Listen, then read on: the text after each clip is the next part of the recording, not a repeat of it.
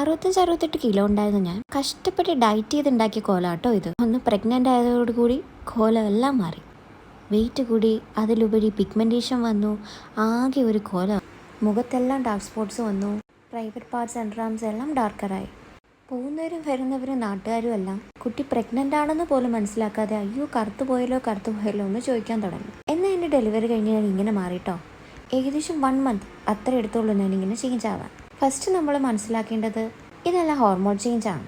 Pregnancy കഴിഞ്ഞ് ഇതെല്ലാം settle down ആവും.